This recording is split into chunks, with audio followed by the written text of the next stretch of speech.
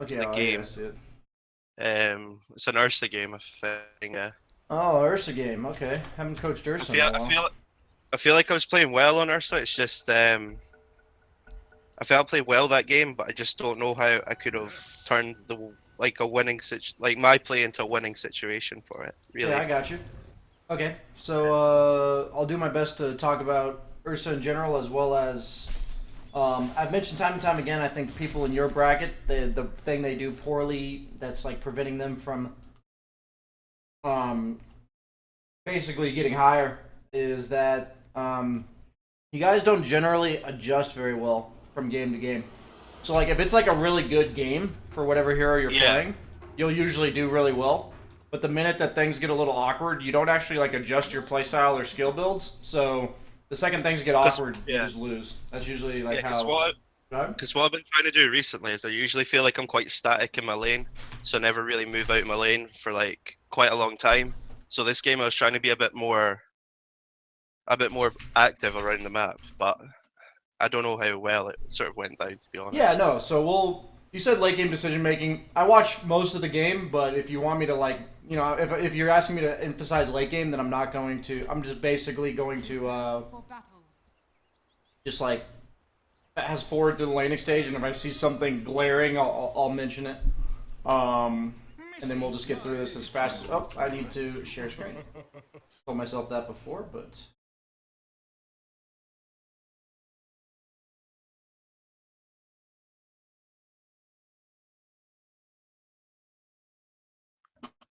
you see it?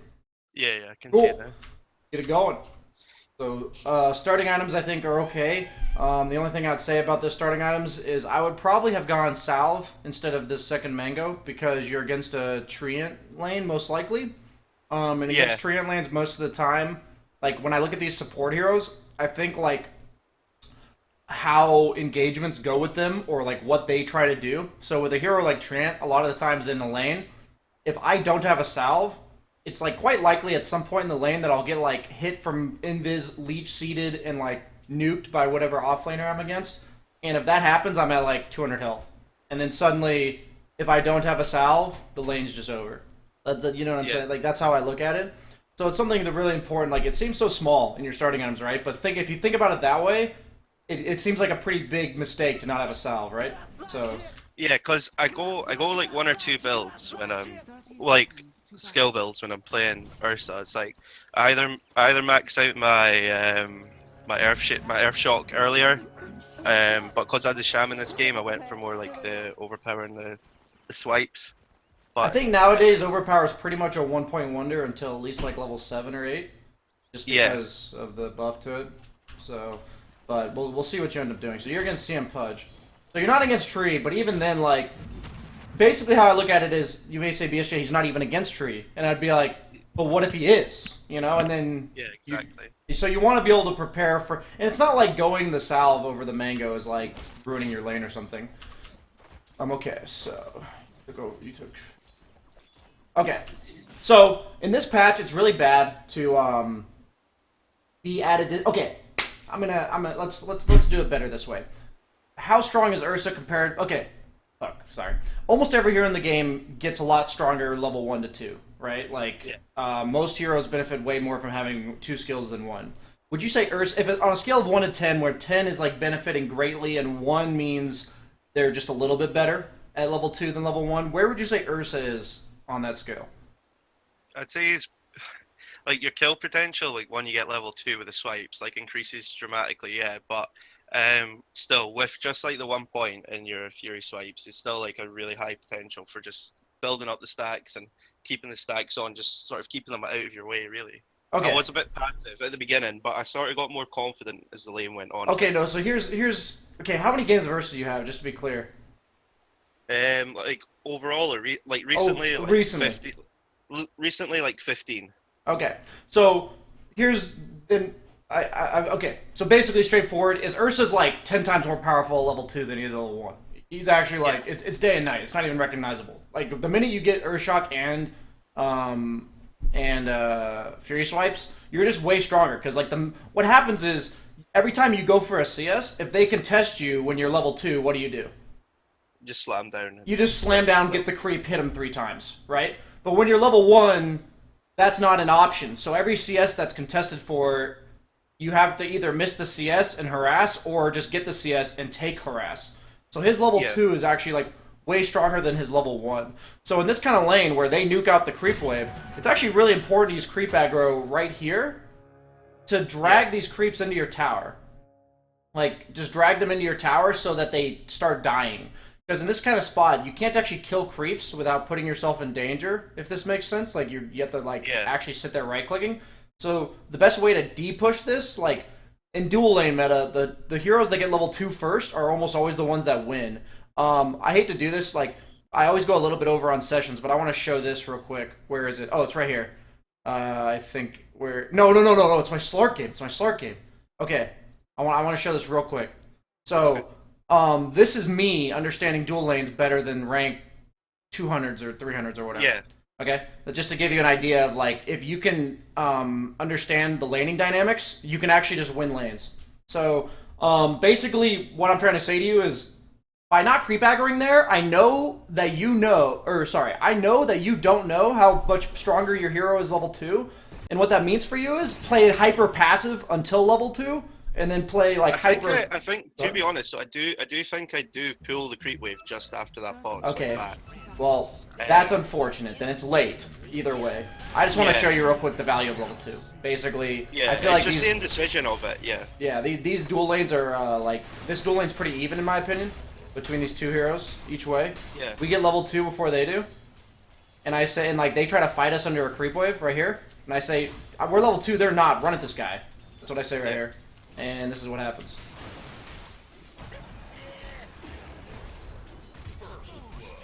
Yeah. And like lane's over, right? Like we just have level 2, they don't, and then they try to fight us. That's just like a very small example of like what I'm trying to show here.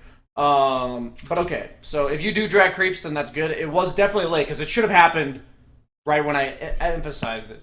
So if that's the case, at least you know what you're supposed to do. Maybe just try to do it.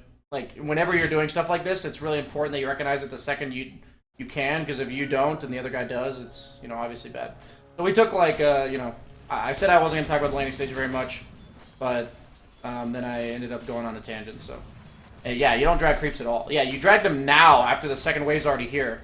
But now, like, because of this, what happens is, you're stuck dealing with these creeps that should have been dead already, and now you can't get this creep. Do you now see what I'm saying? Like, you would have had level 2 off these 2 creeps that if you had dragged them earlier, and then you'd have level 2, and then you'd contest that range. So, the lack of drag creeps gets the lane pushed into your tower even more. You're going to take more damage, and that should have been denied. But either way, you don't get the last hit. Sorry to say, I don't think this is ever correct. Yeah, I know. My only reasoning behind that was because I had the shaman in my lane. Okay. Otherwise, I would have went for Earthshock first. Okay. The way I look at it is, if they have a melee hero, I take Earthshock 100% of the time, just because of what I said about CSing. It's just too good. To like, if the guy contests your CS, you just Earthshock. It's just too good. Yeah. So suddenly you're stuck chasing this guy. This is a complete waste of time. Even if you do a lot of damage to him, you're missing CS. Okay. That worked out, I guess, but I don't think it should have. Yeah, I ended up getting double kill. Okay, here, I think that was more of a misplay on their behalf than it was on mine.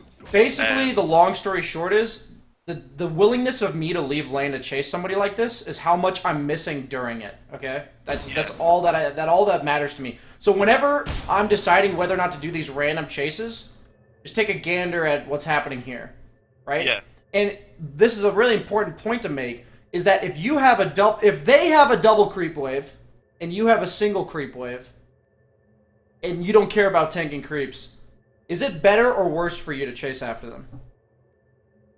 Better, I guess. Why? Well, if I don't mind tanking like the next creep wave as well, it gives me that opportunity to get the kill as well, and then I can come back and get the creeps as well. But not only that, but because your creep, if they have more creeps than you, it's going to push towards me. Your own creeps are dying faster than theirs. Yeah. So while bullshit's happening between you and the other guy, they're missing 3 creeps while maybe you miss 1. Does that make sense?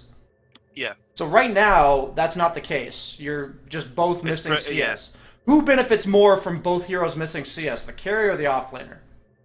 Well, I do. Definitely, I do. You, as a carry, you'd rather both of your heroes miss CS? No, I mean like like they benefit from like way more than I benefit from missing it. So Yeah. me missing the creeps is like more beneficial to them. Yes, okay, that's what I'm making sure. So this is the stuff you need to think about when you make these little decisions running around like this. I feel like a lot of carries I see in your MMR, when they're in contested lanes, will oftentimes like do this random bullshit that they shouldn't get caught up in. And this is something where the minute you get kills, I know lane equilibrium isn't a huge deal, okay? Meaning in dual lanes, it's not a huge deal. Yeah. But the minute you kill this guy, what should happen? Just start denying my own creeps. Yeah, you should get last hits. Like get that range, like get that last hit and then deny my own range creep, because then I would start pushing it back towards myself. It's not just that you're pushing it back towards yourself. This Pudge is coming back. Kill as many creeps off as possible. These are XP. Yeah. These creeps are XP, so like, the fact that this is here and you're not immediately denying it, it just tells me a lot about your priorities. Like, the minute you get a kill, one of my biggest things I emphasize in any part of the game is take care of whatever's necessary. In the laning stage, that's lane equilibrium. In, like, the mid-game, that's objectives or lane pushing. Like, or, you know what I mean? Like, or defending a tower. It's like, the minute you get kills, you have to think about what is on the map that you need to do while that's, like, after the kill happened. And so, like, to get this kill in the laning stage, as I've emphasized time and time again, why do we get kills at this patch? What do kills do for us? It creates momentum. But, like, how many creeps is a kill worth?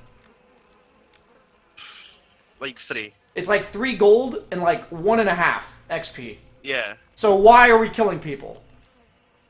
Just to get, like, that bonus. To get more creep denies and last hits. Period. That's all you're killing them for. Like, the reason you kill somebody is so you can last it more than them. That's why I didn't like this chase, right? Because you're actually missing more creeps than you're getting. And then when you killed the guy, you didn't deny creeps. So I'd say this whole swing has been like 5 creeps, probably. And that's I would be like level 3. I'd be like level 3.5 now. Yes. So I would have had if I'd like just been denying the creeps. Yes, and that's exactly what I'm saying. It's not necessarily just about what level you are. All it is what level you are compared to them. Well, yeah, exactly. Well, with denies now as well, it's like with only being worth 25% rather than 75, it's like a lot more beneficial to deny than it ever was. Yeah, exactly. Almost always in these dual lanes, I will prioritize a deny or two early on than a CS. But like when you're like kill the guy, don't miss the CS by any means. But like, you know what I mean. But you like we just talked about, just immediately go deny. Not having a point in your queue, I think, is pretty terrible here. I'm just gonna say, like, I don't think I've ever played Ursa and not leveled Q by level 3. I think it's just too good. It's 90 damage. Yeah, I know. I mean, I could like send you like the rest of them, like rest. So this is you maybe like trying something new because you're not sure. Yeah. Okay. Yeah, well, because like in most of them, I usually get 2 points in Earth Shock and like 1 in my Fury Swipe, and then I not my Fury Swipe in my passive, and then get the overpower after. Gotcha. So it's like. So I usually do that sort of build. Okay. What should happen creep aggro rise right now? Right now? Yeah. What do you mean, like, aggro-wise? What should you do with these creeps? Try and get them back towards my tower, towards the range. So kill your own range. Why do we kill this guy? Because it's worth, like, it's like worth 69 XP, so if I get the deny on it... No, I'm saying, why do we kill the Pudge? Why? To deny. To get denies. So, yeah. The minute he's gone, and if you have a range creep and he doesn't, in terms of creep aggro, what does that mean? 100% of the time. I'm going to push the lane. It's going to push the lane, but you pull creeps to your range 100% of the time. Like, you just do. And it's like, the only time you don't is when you're, like, trying to push the tower. You're an Ursa, right? So I'm not trying to harp on little things too much, but there's a lot of glaring little things in this laning stage that you could be way better at. So I'm definitely pointing them out to you because they're fundamental things that you're good enough as a high 5K player to just do them. Like, just get in these habits. These spots right here, like, you need to learn to fit in last hit. Yeah, it's just it's like I'm not. It's not like I'm not noticing it. It's just I'm being lazy about it. It's like it's like I know to do it. It's just I'm not doing it. Okay, so then my only explanation to you is, if I am like bitching like crazy about it, that can only tell you how important I think it is. Yeah, exactly. That's all I can really tell you, right? So it's up to you at that point. If you like, whatever your reasoning is, I'm bringing it to your attention. It has to be fixed if you want to get better, and that's up to you, right? Like that's all there is to it. I'm basically watching you in a heavily favored lane, and you have 6 CS on this guy. Yeah. You know what I mean? That's the long story short of what I've seen in this laning stage. I mean, it's when I play different heroes as well. I take like laning approach slightly differently as well, and I think that like adds to me playing this lane wrong. Okay. Like when I'm playing, because like for example, I play like a Spectre game, but I was like more focused on the denies and my last hit's over harassment and etc. And I ended up getting just way ahead of because of that. You know. Got you. I just feel like sometimes when I'm playing like really late game heroes, I focus on the creeps. But if I'm playing like fight heavy heroes like Ursa, then I focus more on fighting from like minute 1. If you know what I mean. These heroes, the reason why you fight from minute 1. Okay, so this is something I learned. Like I was the opposite of you actually. Was what happened was I would play hyper passive level 1 and 2 no matter what I did, like no matter what hero I was. And so innately, as that being my playstyle, the heroes I actually started leaning towards, like in terms of ones that I really liked playing, were ones that got a lot better as the laning stage went on. Think about every hero I love playing. Ursa, Lifestealer, Slark, Huskar. All these heroes suck level 1, and they're incredibly good like level 5, 6, okay? Like, or even like 2 or 3, right? So for me, I didn't understand to play aggressive level 1 when I had to. That's why I sucked at heroes like Itemization, for instance, because that hero is way stronger level 1 compared to other heroes than he is at level 5. But that's so for me, I had to adjust, okay? I had to adjust. Yeah. But the point is, so that's something I spent, that was like 2 years ago that I had to kind of learn that, or maybe a year ago. But the point is, for you battle people to establish lane dominance, and then you stop battling them unless they make you battle them. Like, meaning... You establish lane dominance, you control the creeps when you're ahead, and then you say, in your own mind, every single game, this is what they're allowed to do, this is how many CS they're allowed to have based on what I know about this matchup and where we are now, and if they step outside of those bounds, you fucking kill them. That's all there is to it on these type of heroes. But you don't force kills, because these heroes, it's even more important to hit creeps in the early laning stage, because you're a snowballing hero that your tempo is completely based on however many creeps you have, right? So, like... If you have 10 more creeps right now, or 5 even, I think that's completely realistic, suddenly your tempo compared to Spectre's way higher. And that's all we care about because Pudge and Crystal Maiden ain't going to win them the game. It's going to be Spectre and Storm. So you need to have your timings accelerated in comparison to these two heroes as a hero like Ursa. So secondly, why would I have a problem with this Aquila over phase boots? This is a pretty big deal, by the way. This will help you in future games, I think. Why do I have a problem with this? Well, with the Aquila, I don't turn it off ever, so obviously it strengthens up my creeps as well. So it's harder for my. I completely ignore that aspect. I don't care if you leave it on or not. Well, with the phase boots, you've got much more potential for escaping if you're attacked, or you get more movements, more maneuverability. It increases your damage. It's just probably better to have. So why on any hero in the game do I buy Aquila in general? Give me like as best explanation as you can to buy an Aquila. I usually get it because it's good. Like it's good stats. Okay, so what do stats, armor, regen? What do those help you do? Help you contest and fight. Okay, so trade, push the lane, right? They help you win the lane pushing equilibrium. They help you trade. They help you push the tower, right? That's what they help you do. Is any of that what you're doing in this lane? No. No. Not really. So what are you doing in this lane? Okay, what did I say the approach was just now? Basically to farm up and hit my timings before. And if they approach you, what do you do? Then I start fighting with them. And you fucking kill them. Yeah. So what item should this be instead of Aquila? Phase boots. Okay, exactly. Do you see what I'm saying though? Like if I'm thinking to myself what the approach to this lane is, then like I'm going to go phase boots first because I know like can they win trades with me? No. So why would I go Aquila, right? Like, am I pushing the tower? No. Like, if I try to push the tower and they have Spectre 6, I'm just dead. Like, I'm actually just dead. Like, so I'm not pushing this tower.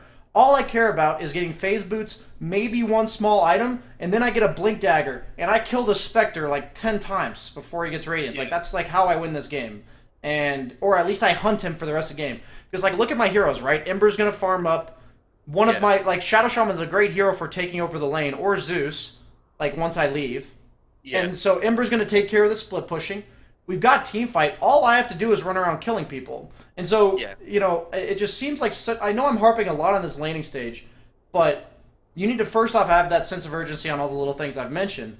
But these item decisions is what I'm talking about, where I see players in your bracket, like, I actually look at this Aquila, and I'm like, why? Like, why? If you actually think about what an Aquila does, you're not doing it at all, right? So, like, and I will say to you, and I'm not saying this because you said it, I don't like when people say, I'm building experimental items or anything. Aquila does the same shit every single game.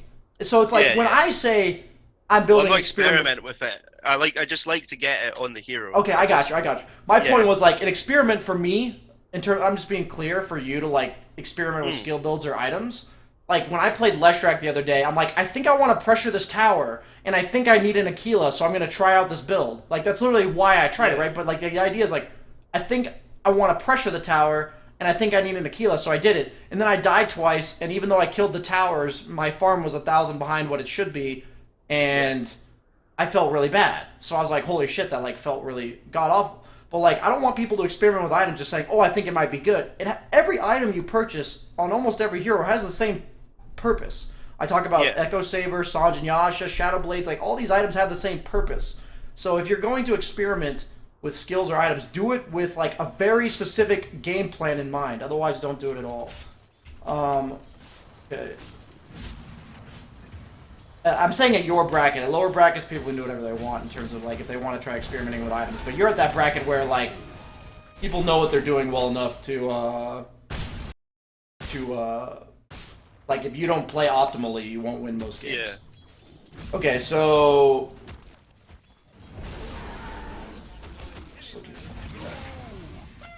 okay. So, what other item would be very useful in this lane, and why? Small. Probably a raindrop. Okay, raindrops. Yeah, I would say I'd have phase raindrops right now. I would not die there, 100%. And, like, all I'm saying is you're seeing the lack of impact of this Aquila, and you have that's a third of your net worth. Yeah.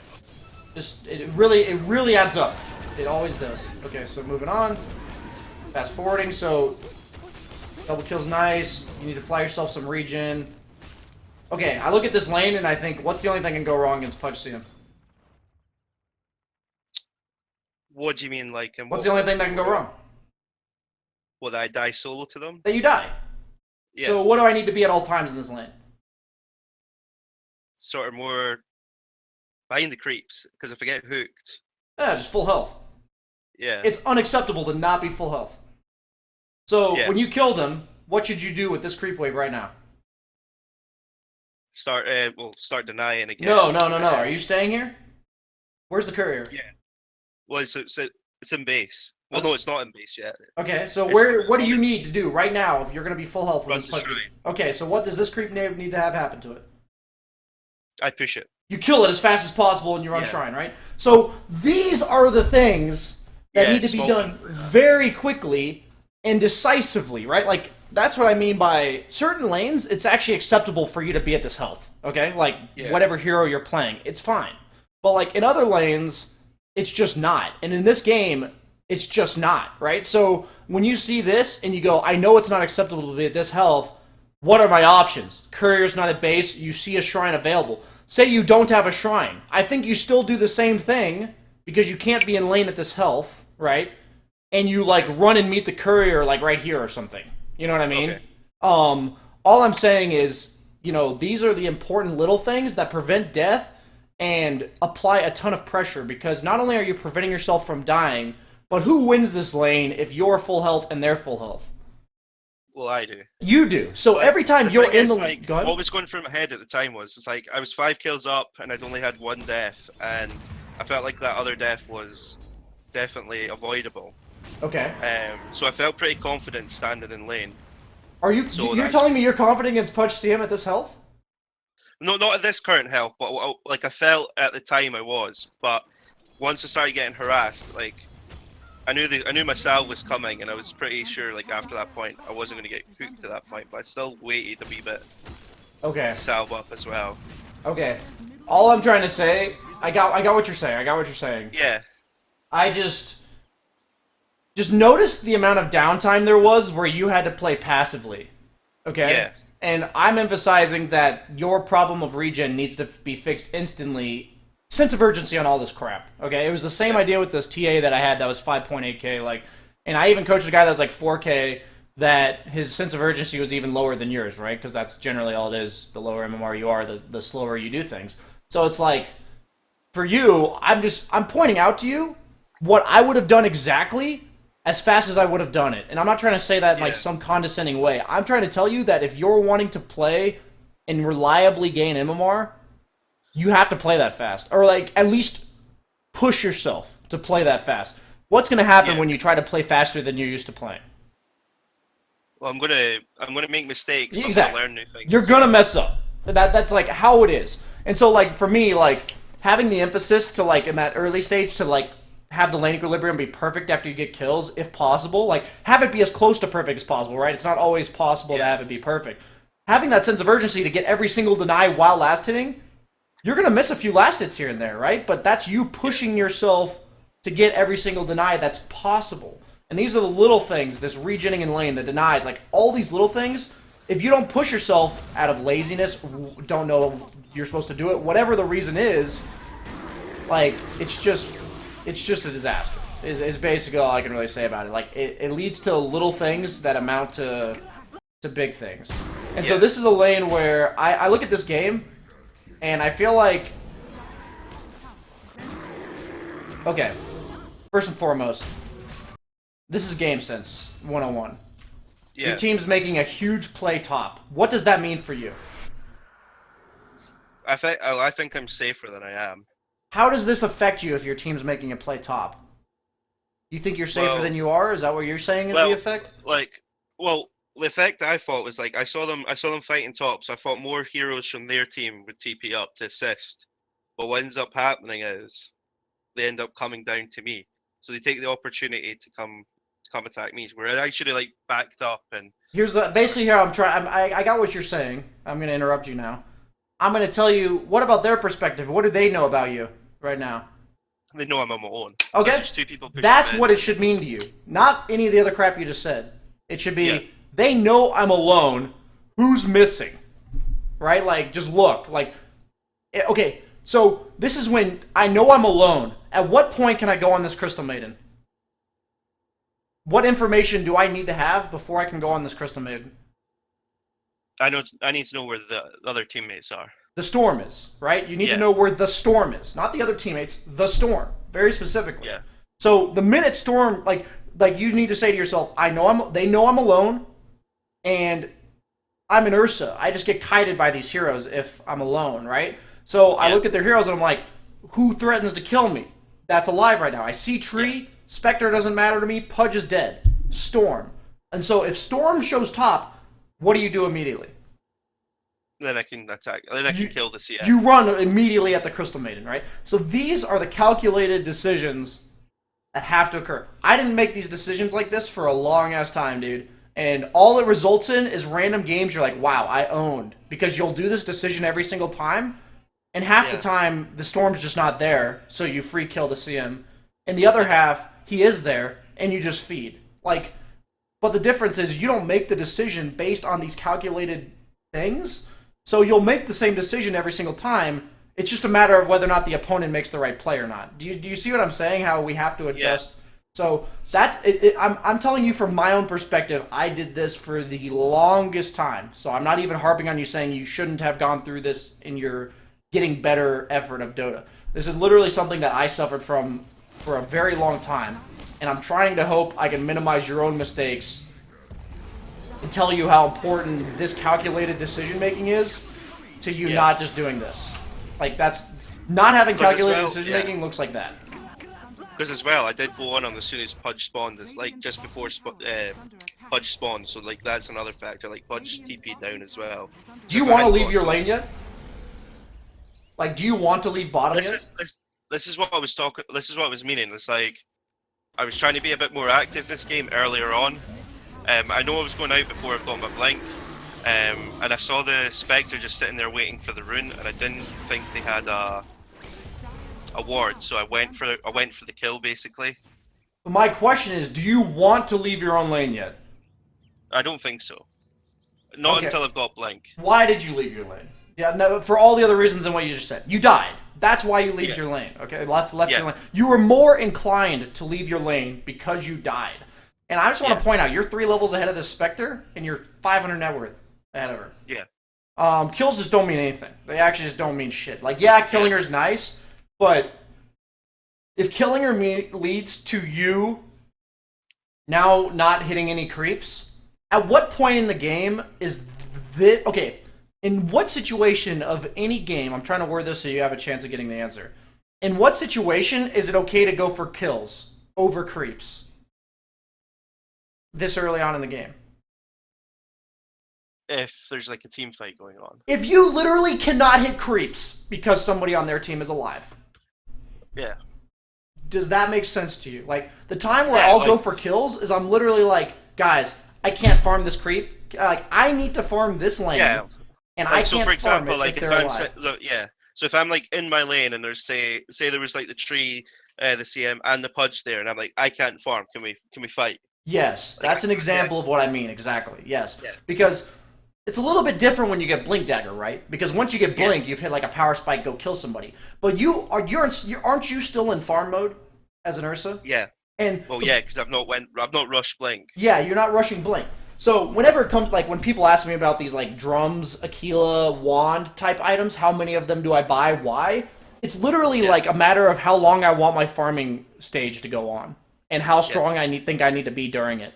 That's all it is, right? Like, in this game, I don't think you need this to farm. You know what I mean? Like, I think you could just farm with Raindrops Morbid. If I didn't have the Aquila now and I'd bought in like a raindrop instead, I might have had my blink dagger at this point. Yeah, because you probably wouldn't have died. Like, meaning if you had also played the lane flawlessly, you would have phase boots early on, so you wouldn't have died that one time. Exactly. And then so you'd have 2 less deaths, 970 gold spent towards your blink dagger, or it'd be 700 gold because you bought the raindrops. Yeah. And then I think the morbid's absolutely fine because you want to be full health. And so you don't want to just, like, cripple yourself to get to a blink dagger, right? Like, you don't want to just be like, I'm skipping everything. And so that was the exact point I was trying to make. But now, like, your impact on this game is just so much lower than... dropping off, Yeah, and these little timing things, like these little deaths, I don't mind sometimes when shit just goes wrong. What I'm emphasizing is if you build the perfect items and play the lane perfectly, and shit just goes wrong... That's life, okay? That is life. But, like, I'm trying to emphasize to you the conceptual approach that you need to have going into a game that, to be frank with you, it's a very common thing I hear that people just... Like, I literally said to a guy, pick a hero mid that gets what it gets. What does that mean to you? If I say that to you. Like, gets his farm, gets his items. And just does its job. Yeah, right? just does, yeah. So, is a hero like that reliant on having a really good matchup? Not really. No, right? And I told a guy that was ranked 400 to do that. He picked Monkey King. What are your thoughts on that? What, for just, like, sitting mid farming? He hasn't seen their hero yet. In the mid lane. Alright, so he's just picked Monkey King, like, off the drafting stage, and he doesn't know what their mid is. I'm saying he's 5th pick for our team. They have absolute last pick. I tell him to pick a hero that gets what it gets, and he picks Monkey King. What are your thoughts on that?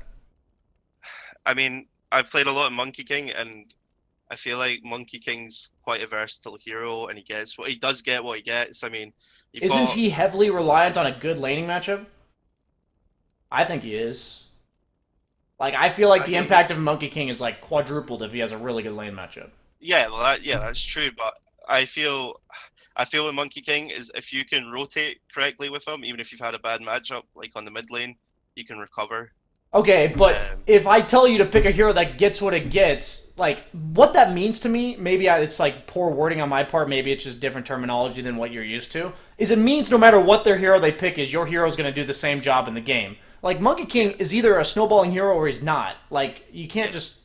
Like, yeah, he you can could look still at- have yeah. impact. Like, I'm not saying he's completely useless. But that's, like, a terrible pick if you don't know what their hero is, and I tell you to pick a hero that's going to do its job in the game, regardless of whatever Well, they pick. then if you're doing it for that example, then you could pick a hero like DK, because DK doesn't really Exactly. matter. That's a perfect example. Like, You at just need that point, I was going to Alpha get and to he example. pushes tower. Yeah, Yeah. DK is going to perfect example. DK is like a pushing version. That's why people will pick it third in like competitive, because they're like, we need a mid laner that we know is going to get countered. So, and we need a hero that does a specific job in the game. And if they need a pusher, they pick DK. Like, Yeah. that's all there is to it. So my point is, like, this conceptual idea of what your hero's supposed to be doing in the game and like how to best accomplish that is so important, not only to your drafting, to your approach to the game, the items you build. Like, so this is the point where, because of everything that went wrong bottom, your blink's even more delayed because you're just doing whatever the hell this is. What's happening during all this? We're just running about as 5, doing absolutely running about as 4, doing absolutely fuck What's all. happening during all this? Look at my arrow. Well, Storm's missing. Storm's farming. Like, Yeah. he's just farming. Like, think of all the time he has to farm because of all this random shenanigans, right? Like, Yeah. you don't want this lingering crap. And what I mean by crap is none of this is clean, right? Like, none of this is like organized. You want to be in strict farm mode, doing whatever it takes to stay in that mode until when? Until I hit my spike, yeah. Until what? Blink, right? And Well, then when you like, get a blink, yeah. you run around killing people. It's that simple, right? Like, Yeah.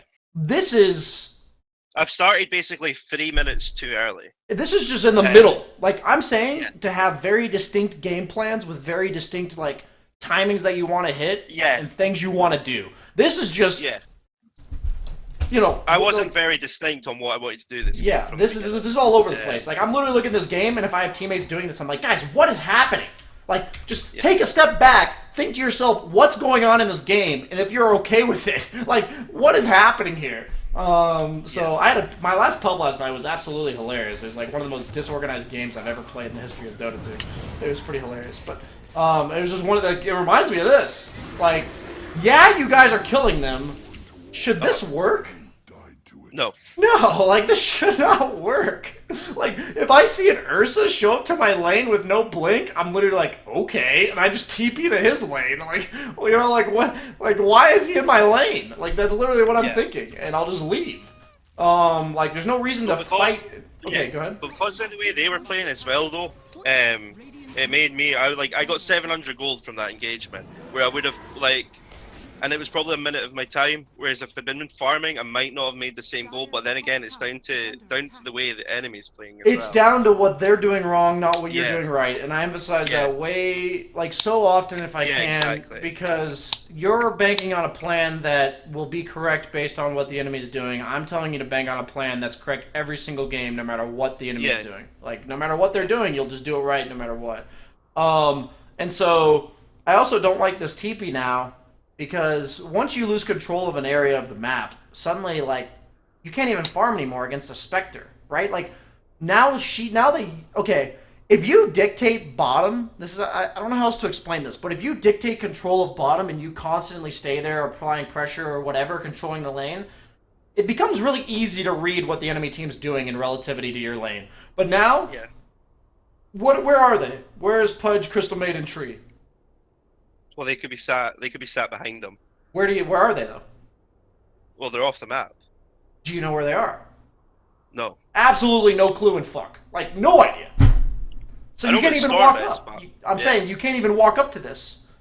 Because you have no idea. This guy could be here. What if he's top setting up a team fight and they actually just kill your team as 4? Right? But do you know? And this is because you rotated too early and then came back. Like, this is all because, like, if you kept control of this area, I can only emphasize that way, like, the best explanation I can give is, like, I know what they're doing if I control an area on the map. That's why the deadline concept exists. Like, that's why at some point in the game you go here, and then you stay here, because you control that part of the map, and it becomes much easier to read their movements, because you can see who TPs to you, like, because you're forcing reactions. You can see, like, what the other lanes are doing consistently, but now, like, you just TP back into this lane, and you correctly leave. Like, you correctly back off, but this is why the whole this is because of your rotation top that this spot is so awkward. Like, suddenly you're this level 10 Ursa that can't even lane against a level 7 Spectre. Like, what? You know? Like, this is just super feels bad, man. And now you're jungling in your own jungle as one of the strongest heroes in this game at this stage in the game. At least you should be. And now you have it's a 13-minute blink. And what are we going to do with it? Already lost your tier 1. I don't think that tower should ever die, but that's because of your timings. Like, now I don't think you could do anything about it. But, okay, so now you go Roche. Okay, so your idea is I have this blink, let's force Roche. I don't hate that. They're all bottom. At the very minimum, force them to come to you. Yeah. I'd say it'd be better if your Brewmaster's here, otherwise this is basically praying to God that none of them come. So I would have been yelling at my Brewmaster, and if he doesn't come, then I definitely would not have expended my ulti to hit that, just because if they contest and I don't have ult, I actually just die. Yeah. I understand why you did it. I'm just saying that could have been done. The idea of what you did was correct. The execution was a little lazy, is basically all I'm saying. Yeah. That's a good kill, obviously. Like, this is where... So notice how, like... I mean, that was quite fortunate that Pudge missed that hook. But either way, like, this is fine. So, okay, let's see what you go from here. That was good. Like, make a quick active move. That was good. But it's like you're saying with if I'd had my ult there, that would have been a kill on the Spectre as well. Yeah. All I'm saying is, like, saving my ulti there would have been pretty important to me, just because of them contesting Roche, and then obviously after Roche I like to be active. So I mean, this play is good. You're playing around vision, you're playing with your team, you have a blink. So this is good. All this is good. All I would have liked is that this happened 3 minutes sooner without all the random crap, right? Time timing, and I say the lower MMR you are, you usually get to the right situation somehow, it just takes longer. For you, it's like 2 or 3 minutes. For like a 4K, it would be 5. You know what I mean? Like, it's just a little bit longer to get to your timings than it should be. And that's usually... Like all of a sudden, because of the... As soon as I picked up the Blink Dagger, all of a sudden I've been extremely more active, and I went from being... What's your impact been, right? Like... Yeah. Go ahead. Yeah, exactly. I went from like 600 net worth ahead of the Spectre and the Storm to all of a sudden being like 3.5k ahead. Exactly. It was like just where I should have been like 3 minutes ago. That's what I'm saying. It's like, when I say all this random crap right here, top, like when I was talking about it, how easy did all this look? Much obliged. Yeah, exactly. It just looked so easy, right? Like, because you just waited, like, once you hit your power spike and you went and did things, people just died. Like, that's just all there is to it. Like, they just died. Okay. So I don't mind the Basher because you have an Aegis. I don't think diving base on Ursa is ever correct against... Okay. What hero on their team... What 2 heroes? 3 heroes. 4 heroes. What 4 heroes on their team really signify never diving base? Pudge, Storm. Like, I mean, like their whole team can basically stop me from leaving the base. Okay. Like pretty effectively. I would say Crystal Maiden's probably the only hero on their team that doesn't heavily punish diving base. Like, Pudge hooks you into tier 4s, you die twice with Aegis. Storm kills you, balls back into Fountain, has full mana, kills you again. Spectre has Haunt, so then, like, if he has Haunt. If you go in, your team cannot follow you because of Haunt. And then Treant Protector, if you don't kill this tower, is going to heal the entire tower back to full. Like, if you don't look at that lineup and tell yourself, I'm never fucking diving their base, like, what's going through your mind? Do you know what I mean? Like this is another, like, Aquila thing. Like, I look at this and I'm like, dude, just look at their heroes! Like, look at them! Like, you know what I mean? Like I'll go back to say it again, it's almost like that overconfidence. So, like, you start, like, you hit your power spike, you've made a good couple of plays, and then you think you're unkillable. And then all that happens is you end up wasting the Aegis. I mean, what ends up happening is you fucking feed the game away. You're up by 5k going into that, now you're up 3k with no Aegis. Like, it's probably going to be 2k, maybe 1k by the time you're alive. Like, I understand what you're saying, but it's just a load of crap in terms of, like, just look at their heroes. You know, like, what I mean is, I've said the same thing, okay? It's just like, yeah, I'm on this high. I'm on this high, man. I'm feeling it, right? Like, I'm feeling it. And it's just like, every time you're feeling like that, you need to have, like, a notepad on your second monitor if you have one, or maybe the top corner where it doesn't cover any of your monitor saying, how do I die? That, like, ask you, like, on the notepad, on the little note, God, why am I, sticky note, it just reads, how do I die? Yeah. Or what could go wrong here? Something along those lines. And then ask yourself that question and play accordingly. You know what I mean? Like, if that's what it takes, I'm not even being sarcastic. Like, put a fucking sticky note there until you stop doing this. Like, this is Sammy Boy Dota in a nutshell. Like, that's why he's ranked 200 instead of ranked 50 as a mid laner. He's a very high skilled mid laner that just dives base for no fucking reason. And I thought it was done, and then I played the closed qualifiers with him. Moving on. No flame. Okay. But that kind of stuff, like, after everything you did wrong in the laning stage, okay, I pointed out, like, a bajillion things, right? Your timings were heavily slowed down, and you still had massive impact. You were up by 5k with Aegis. And now, that one mistake, right? Like, that's Ursa in a nutshell. I don't care how well you've played all I don't care if you are 7-0-10, perfect timings, flawless play. If you make that same choice right there, you probably lose the game. Like, yeah, it just doesn't matter. Fortunate enough for you, Storm decides to feed. Now you're back bottom, so you push up the lane.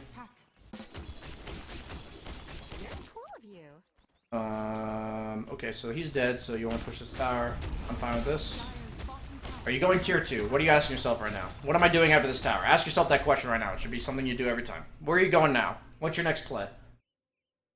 Well, I think, if I remember correctly, I think I was asking Brewmaster and Ember what they were doing. It looks like, are you staying top or are you coming bottom? So right now, with what you see, what should you do? With what I see, well, I see the tree. I think I see the tree from the minimap. Yeah, you do. Yeah. So I see the tree like starting to come over. So I'm starting to think to myself that maybe they're starting to all group up and come down. Maybe they're going to use a smoke or something. Okay, so what should your immediate action be right now? To back. In what fashion? Like, quickly. With a blink dagger. Like, yeah. Blink the fuck out of here. Like, nothing can go right here. Am I right? Like, you're gonna get the tower with wards. This is what I'm saying. You're here for the tower. It's gonna die to wards. Yeah. Are you taking a fight here? Yeah. No. No, right? Why? Because it's going to end badly for me. Cause... Oh, you just look at your Brewmaster and your Ember and you're like, I'm not taking a fight here. It's that simple, right? Yeah. So, like, I'm out of here. Like, I see them coming. I don't care if this guy is alone. I'm the fuck out of here. Like, I can't risk the fact that they're here. I just can't. So, this is... I hope you don't die here, but if you like... That is actually a big mistake, in my opinion, for you to hit that tower twice. Like, I hope it glares out to you, because now you see them all, but you did not when I was telling you about it. So now the Spectre, unfortunately, escapes with Haunt, but that's fine. You just forced Haunt. Okay, so they feed to you. That's nice. They have no Haunt, so I don't mind this. It's almost like almost I get into a mindset that I'm playing to expect my opponents to play poorly so I can capitalize. Yeah, that's what you're basically doing, yes. Yeah. If you play correctly at all times with the things I'm talking to you about, I'll tell you right now, players in your bracket, it's laughable. You guys just die to me all the fucking time. It's so funny. Like, I'm literally like pushing a tower and like just playing the game, and one of your support players will just like walk up and die, and I'm like laughing. I'm like, what is he doing? And because if you're doing the little things efficiency-wise correctly, okay? Yeah. The other people, they're gonna be okay. This is what I look like when I play against Liquid. Okay, so like what I'm telling you, what you guys look like to me. I look like this to Liquid. They're doing things so much faster than me that I just feel forced. I feel awkward. Nothing makes sense because everything's happening so fast I can't keep up with it. And so all these little things I'm telling you, speed up your timings. Just play the map correctly. Look at their heroes and say, how do I die? What am I worried about? Make decisions based on that. And people, you're just going to be playing the map, and people are just going to randomly walk up to you and die while you're farming. Like, when you play heroes like Slark, Ursa, that kind of stuff, you're literally going to be, like, hitting a neutral creep behind your Ember or something when he's showing in lane. And one of the heroes is just going to, like, walk into you because they're going to get, they're like, let's gank Ember, and then you're just, like, right there and you kill him, right? Like, that's what will happen, that kind of stuff. That's my point, though, is as you go up in the MMR, the things that differentiate you is the little things around the map. It's not the It's not the team fight execution. It's not button pressing.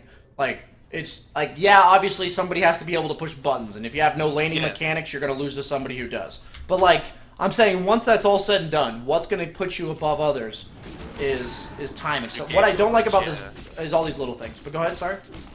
Yeah, so like, I know what you're meaning. It's like after a point, everyone's got sort of a similar sort of mechanical reaction time, etc. like that. But it's your ability to like know what's best in the game that really sort of makes you better, and like your ability to act on that quickly. Yes, no, that absolutely. So obviously this kill is bad, and I'm not even gonna look at this kill, right? Like I'm not even gonna look at this, like in terms of. No, I know it's bad. Yeah, I was annoyed after it. Yeah, it's the same concept as diving to base, right? It is the exact same concept.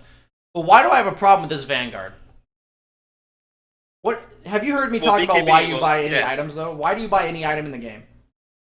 To mitigate against something, basically, or to like do something to accomplish a specific purpose. For you. Like usually the way I say it is to change the way you play the game. So you weren't here last night, probably, because you sound like you're EU. I'm not sure though. Why do you buy items like Echo Saber and Challenge Yasha? Do they ever change the way you play the game? No. Well, it depends what hero, I guess. I mean, if I buy a Echo Saber on Slark after Shadowblade, does that change the way I play the game? Yeah. Why? Because you've got like more ability now. You got faster kill potential. Am I not just still running around the map in Shadowblade trying to kill people? I mean, in terms of playstyle in the game, does that Echo Saber change the way I play? Well, no. What does it do? What you just said, what does it do? Well, it just makes you better at what you're doing. Okay! Yeah. So, Sanjin Yasha, Echo Saber, those are the type of items that is exactly why you buy them, okay? Yeah. So, like yesterday on Slark, I went Shadowblade into Orchid because I'm like, I want to run around killing people, but their cores and their support Riki, right? They had a core Quap, a Riki, and a Morphling. Does Echo Saber make it so I can kill anybody?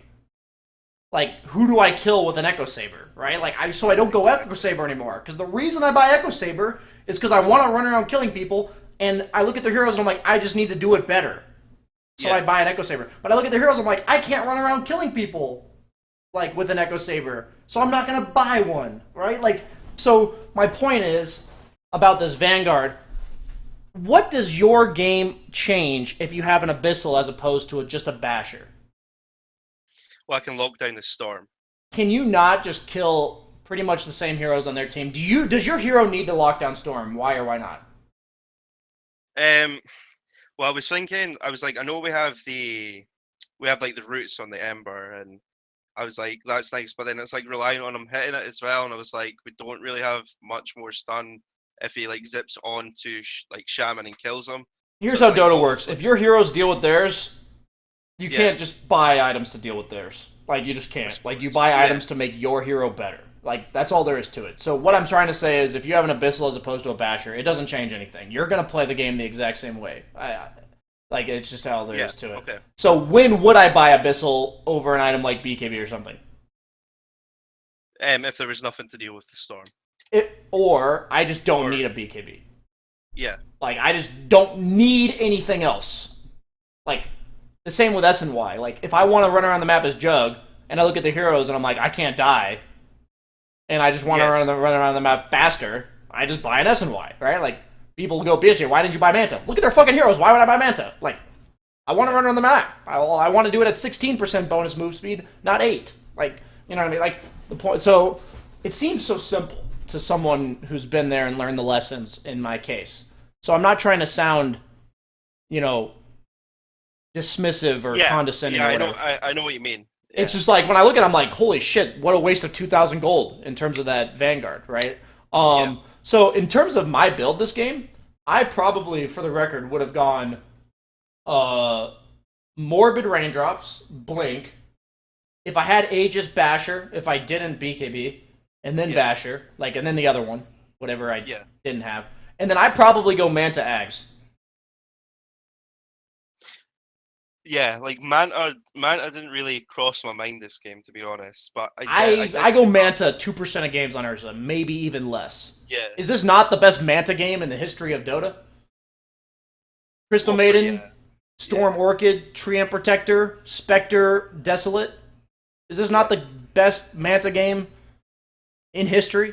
Like, you know what I mean? Like, that's what. Yeah, that's like. I mean, like with Ursa and like his eggs, it's almost like a similar effect to having a Manta, and maybe that's why it went over my head. Like, when to, like, is think Ags about the it. same as having a Manta? Like, I'm No, not I mean, saying like, you're wrong. What you When can, is like, it not the pull same? out of, When is Ags not the same as a Manta?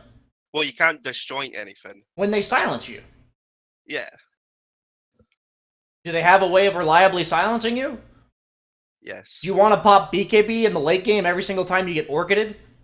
No, I don't. No, right? So that's why, but you don't go Manta like second item, right? Because if No, yeah. it's kind of like when people go Lincolns before BKB on like Troll or something, and Yeah. they run in with Lincolns, and then they just break the Lincolns and then roar them. You get the BKB on Troll against Beastmaster, for instance, so that you can BKB and run in, right? But if you have the Lincolns but no BKB, that Lincolns is fucking pointless, right? Like, it's just gonna get popped and you're gonna die anyway. You know what I'm saying? So, like, on Ursa, you wouldn't go, like, second item Manta here, because if you have Manta and you get Orchided and you Manta, you're probably just gonna So die you're- anyway. You're like meaning get like Manta after you've got like your BKB ag. Yeah, I'm saying I would go Yeah. Blink, BKB Basher, one of the two based on what I just said, and then I'd go, like, Ags Manta, right? Like, or Manta Ags, one of the two, depending on how I want to play it, like, depending on how the game's going. But, like, I would, all I'm saying is it's a late game item to enable it so I don't have to BKB every time I get Orchided. Like, it's just annoying. And I think with your heroes, your job is to cause as much chaos in the game, and as long as you're hitting somebody, you're doing fine. That's how I'm looking at it. And other than Blink, BKB, Basher, I don't think I actually need any. I don't think I need damage items this game. Like, no amount of damage items will I ever kill a Spectre. Am I right? Like, Yeah. Ursa just does not kill Spectre in 7 hits. It just doesn't happen. The times you build damage items, for example, on these Ursa type heroes, is I'm a life stealer and look at their cores. Yeah. Weaver Storm. I just fucking 3-shot them in 1 stun, and we have like 1 or 2 stuns. So I need to 3-shot them in 1 stun, right? Like, these are the times where you buy damage items. So I don't need damage. All I need in this game, and it's funny to say it, but It's the reason why you don't need damage is because there's no amount of damage you can build to actually burst them. Like, there's and what I mean is, you may say, BSJ, there's also a Storm in this game. You guys have like 4 stuns and like 2 other heroes to deal with Storm than yourself.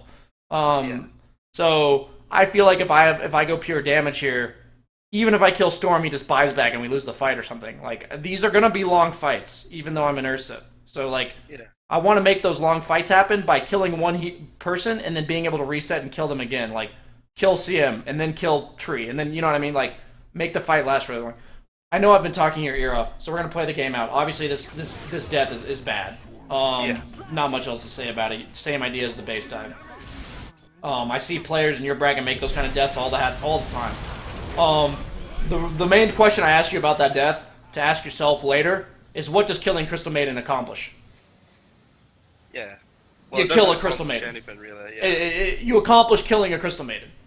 Like, that's how I want you to look at that. Well, it's killing her for the just for the point of killing her. It's like That's what I'm saying, though, is like, the kills that you had around here, I don't care if they're supports, because it leads to you taking this tier 1.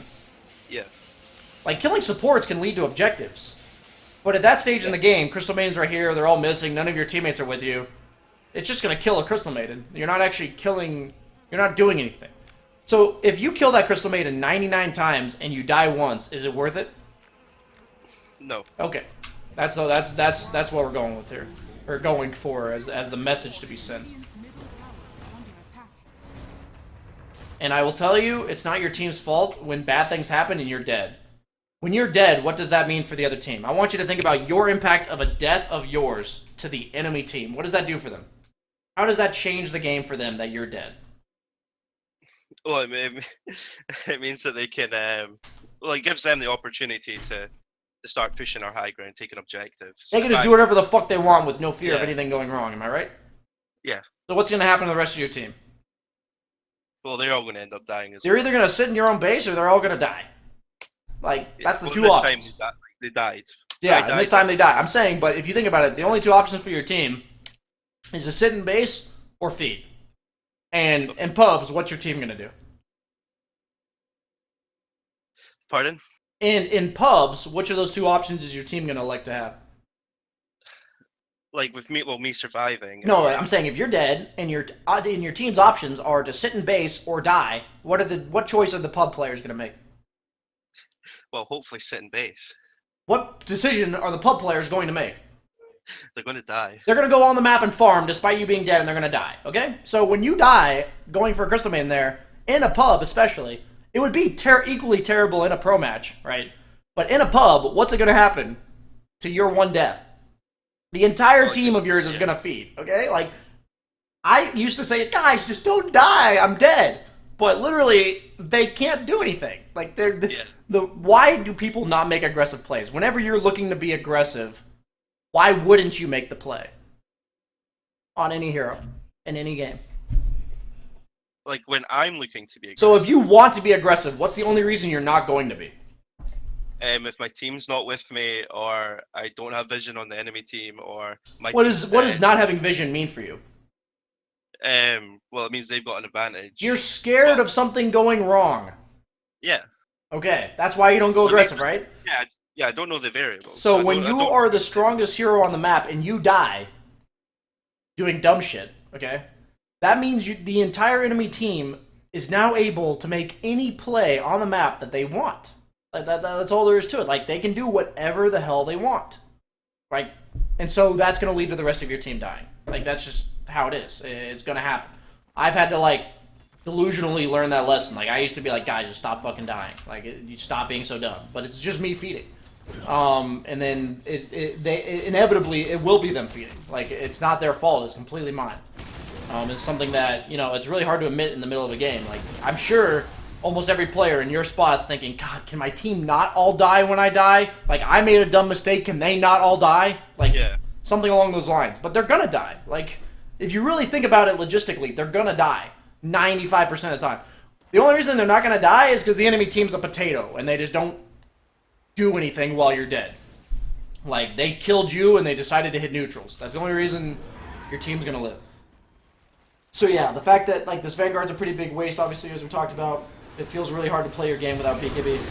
Luckily, the Spectre, all of you guys are missing, decides to show. Why is this the worst place for Spectre to farm on the entire map? Quiz time. Wait, give me a second, sorry. If you had to think about anywhere on the map, why is this the worst possible location for Spectre to be farming? Well, because all these towers are down, so it's like in the middle of nowhere, really, for him. His team's He has a tower. away. It's actually the closest spot on the map to his tower. Well, I mean, he doesn't have vision there. Like, if I'm looking at, like, the mini map just now, he's like, okay. He doesn't have no. vision Okay, of that. we're gonna work you through this, man. We're gonna work you through this. So I'm gonna steer you in the right direction. When the enemy team is missing, how do you make the best educated guess about what they're doing?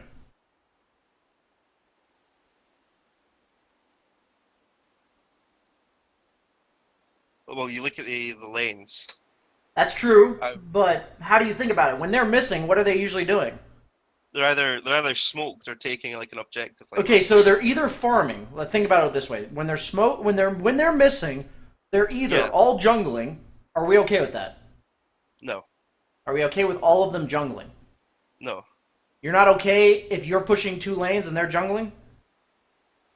If I'm pushing 2 lanes. I'm saying if the enemy team is smoked, or sorry, if the enemy team's all missing, and it so happens that they're 5-man jungling, are you okay with that? Yeah. Okay, so I'm naming off the possibilities for you when they're missing. Okay, that's why I'm being... If they're all missing, 1, they're jungling. So if we don't care that they're jungling, do we even care about that option? No. No. So if they're missing, you said they're trying to take objectives. So how do I know where they are?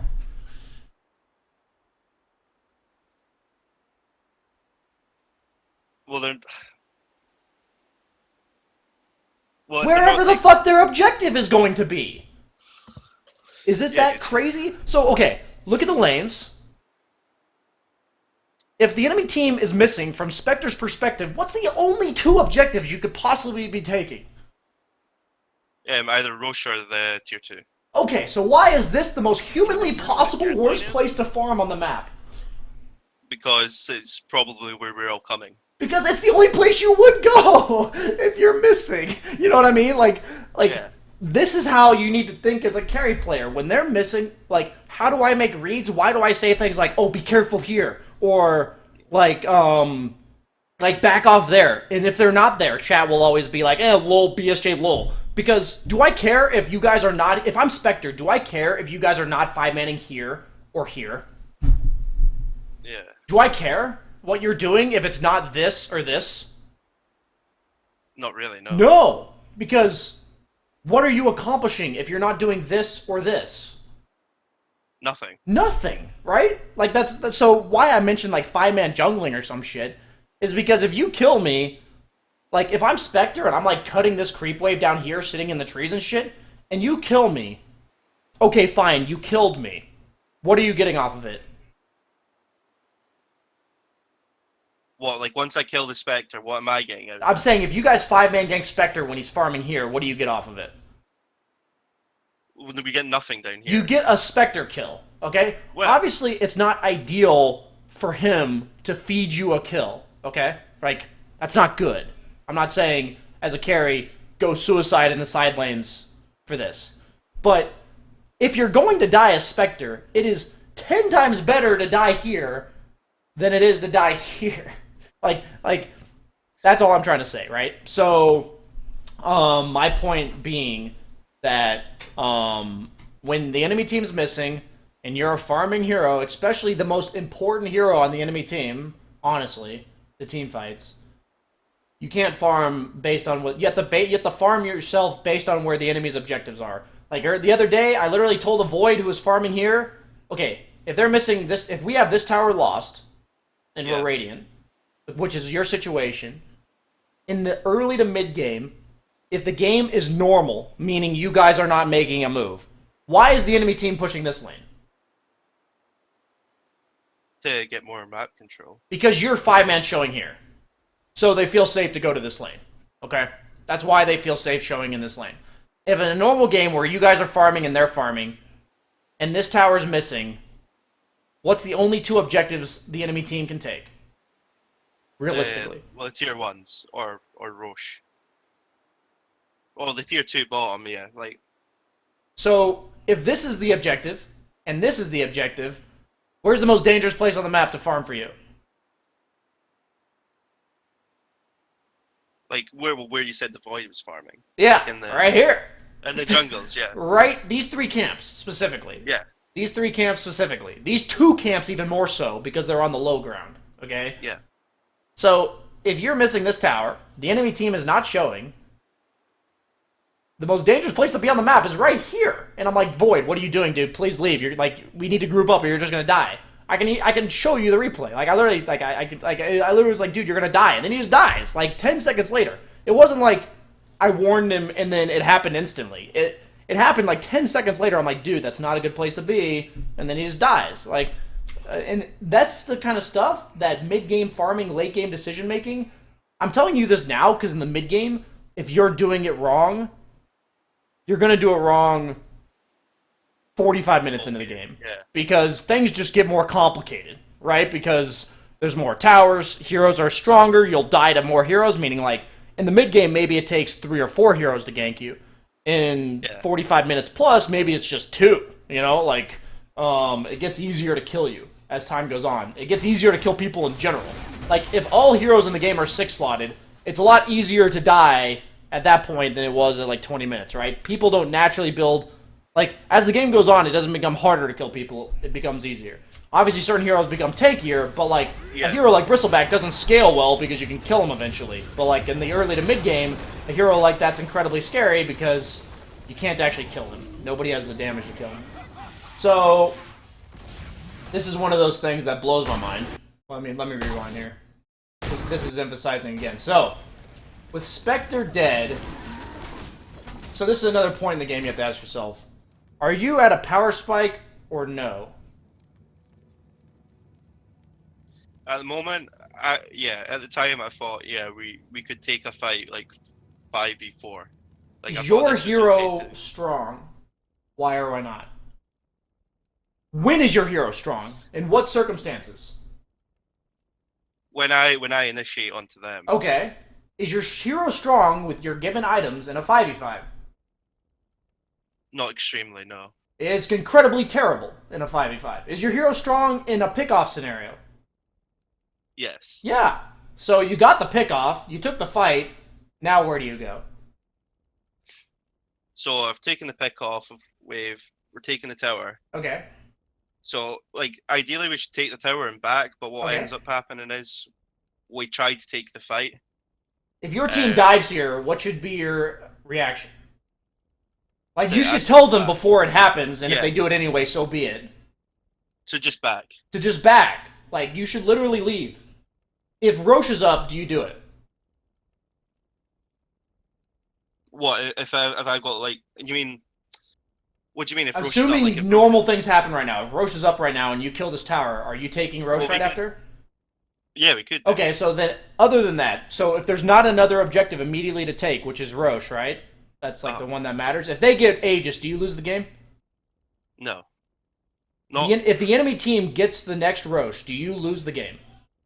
Yeah. If it's 100% of the games, if they get Aegis here, they're going to win. Okay? Like, and you need to know that too. Like, if Storm or Spectre, two of the best Aegis carriers in the game, take Aegis from an Ursa, a hero that relies on Aegis to win the game, you're actually just going to lose the game. If they get Roche, you lose. It's that simple. Yeah. So, you immediately after this tower, because we got the only reason I'm going for this tower is because we got the kill right in front of the tower. Like, if that Spectre kill was right here, I would not go for this tower. I'm being very clear. But because you got the kill right here, I'm fine with you going for this tower. But then while Spectre's dead, you have to get as much done as possible while he's dead. So, once again, their high ground is insane. Stop, basically say, like, all I can really tell you is their high ground's insane. Please think to yourself one time how insane that is. Stop going high ground. Secondly, like, when I say you stop going high ground, like, what's your condition for going high ground in this game? If we get, like, a pick off. Aegis, BKB, pick off. Yeah. Very specific. Aegis, BKB, pick off. Like, if that is not the circumstance, you are not going high ground. It's just that simple. And so the two choices that are going to happen is they're going to sit in their base because you eventually control the map, and then you're going to eventually kill somebody. Yeah. Or they're eventually going to leave their base, take a fight outside of base, in which you have to win it because they're fighting outside of their base. That's your best chance. And if you wipe them, you take racks. Like, that's, you know what I mean? Yeah. Like, that's the two choices or options for the future. But going high ground without Aegis, BKB, and a pickoff, it's just suicide. Like, if you look at their line, it's just suicide. I would even venture to have that Manta before I go high ground because it just makes it so much easier. They can stop me from pushing in so many ways with the roots, threaten to hook. Like, the Manta protects me from that as well. Like, there's a lot of things Manta helps with here. But, so, if Roche is not up, what am I doing after this tower? Just still backing. Backing And up where? and farming. Yeah, Like- backing out and getting lanes right? What did we mention about getting kills and shit in the early game? Yes. So it's like, so you get kills to, like, push it, well, to deny the XP and stuff. You get kills, and then you have to reset and take care of whatever's on the map. In the laning stage, that's just lane equilibrium. Right now, it's lane pressure and objectives, right? So you get the kill, take an objective. Now lane pressure, right? Like, look at your lane bottom, look at your lane top. This lane is a dead lane. You're not allowed to go here. But their core's dead. So you could probably TP here, clear one wave, give it momentum, and then leave. Could you not? Yeah. Right? Like, that's something that you'll see a lot of. I do that in my Lesh game. I do that in this Lesh game here. I TP bottom and push it out 2 waves and then leave because they're dead. Or they were dead when I TP'd and then they were alive when I stopped. You're leaving, yeah. Yeah. And so that's something, like, think about that in regards to the dead lane. The dead lane's only dead because they can kill you. So go there when you have the ability to go there. That's the idea about the lane. Like, the lane's so dangerous that any opportunity you have to farm it, you should take it based on whatever the enemy team's telling you, whether they're dead or whatever. So their Pudge just pushes a tier 1. God, it's amazing the things that even you know, immortal players do. Okay, so you guys take it. I mean, this is good, obviously. They're just... Luckily, your feed doesn't result to you not getting Roche, because they feed.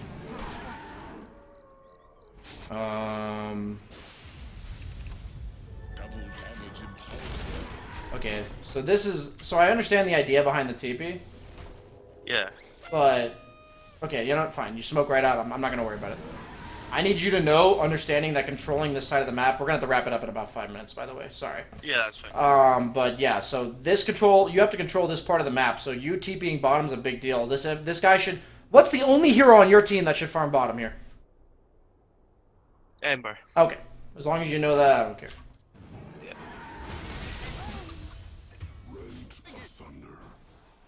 Lo and behold, shocker, your Brewmaster dies in the bottom lane. Yeah. Nothing you can do about it, but just for everyone out there.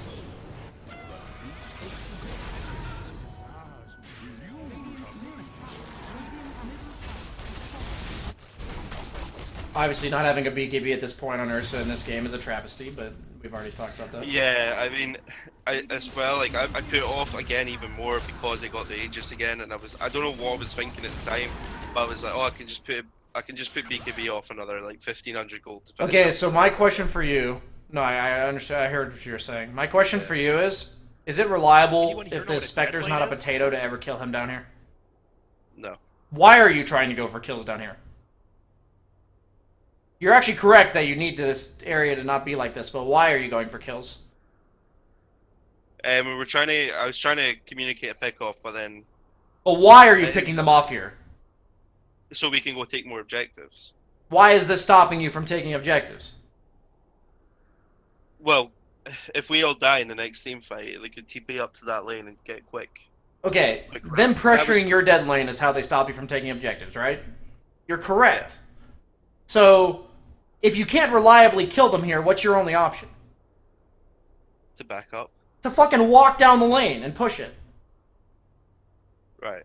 So, at this stage in the game, in a pub especially, your Ember should be doing it, by the way. But if you yourself cannot be that hero that does this, Try and communicate it.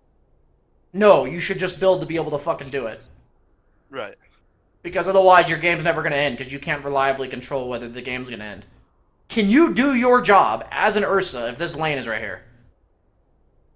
No. No. Period.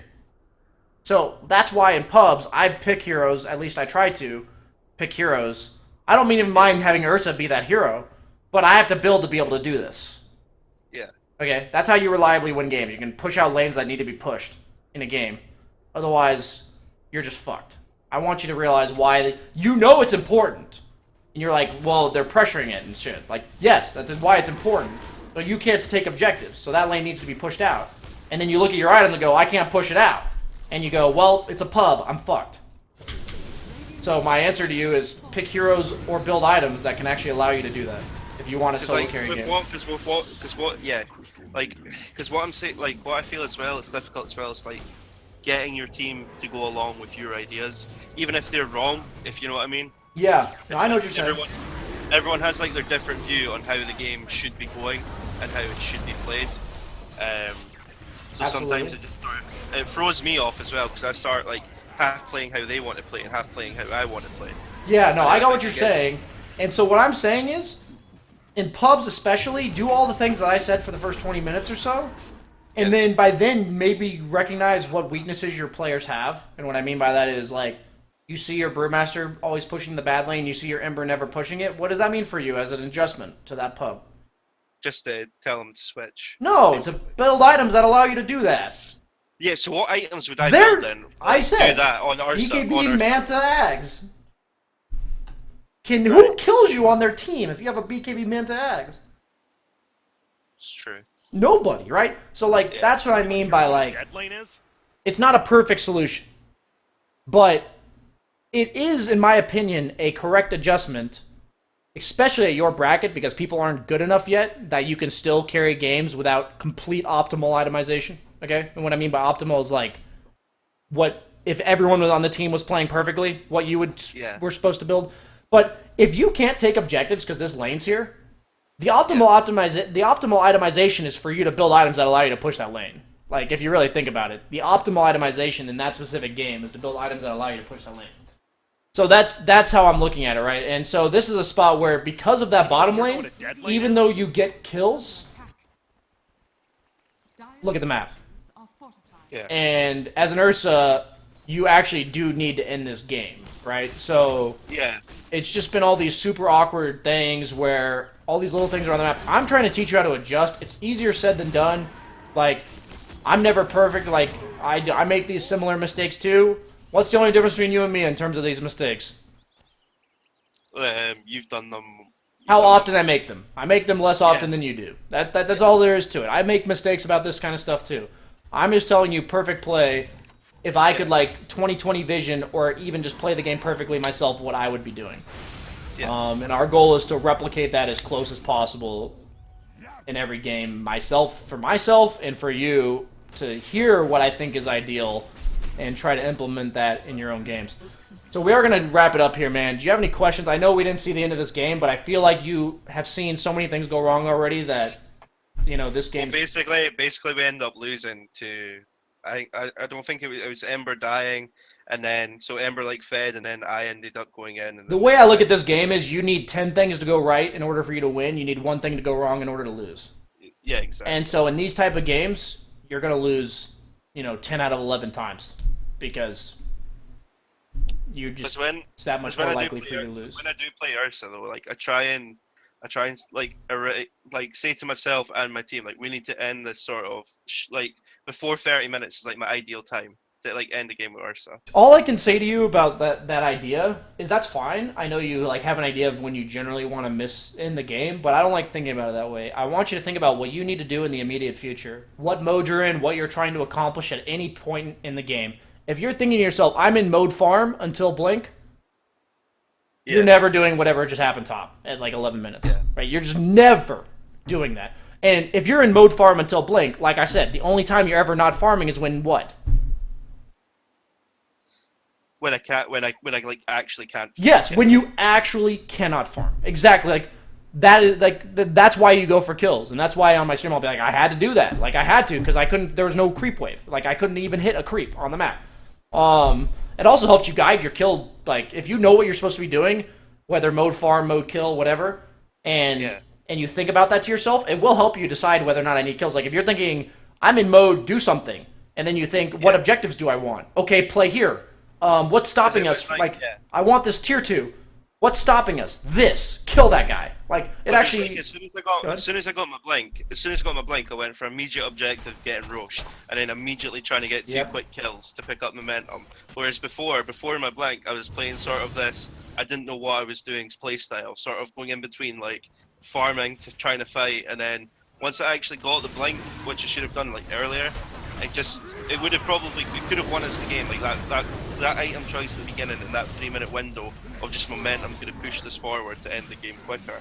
Yeah, and basically what you're absolutely correct. And I'm sorry, I'm just gonna wrap it up because I'm gonna be late for other people. That's all I'm saying. Yeah, it's cool, man. The long story short is, if you're in this spot in the game because you missed your timings and you delayed your own plays because of what we already just talked about and what you just said, this is a spot I wouldn't wish upon anybody. Maybe Rodeo. But, like, I wouldn't wish to be in your spot in this game at this point for anybody. It's terrible. Like, it feels impossible to win in this spot, right? So we want to avoid having this spot happen in any circumstance by having the things earlier on fixed. And so make sure, I definitely would review this session for yourself, but it's like one of those things where I think you get a lot of it. It's just... I emphasize time and time again, the right questions you ask yourself. And just, if you're going to learn something from the session, think about the questions I told you to ask yourself. And if you have to, like, go back and review it. It's always helpful. About the questions you have to ask yourself. Like, after I get a kill. After, like, when am I doing this? When am I doing that? What items change the way I play? What threatens me? So can I address it? It's like games where you don't build survivable, even though you're squishy, is like, no matter what item you build, you're going to die anyway. Like, why would you buy a defensive item if you're just going to die anyway? You know what I mean? But okay. So, man, I appreciate you signing up for coaching session. And I hope you all the best, man.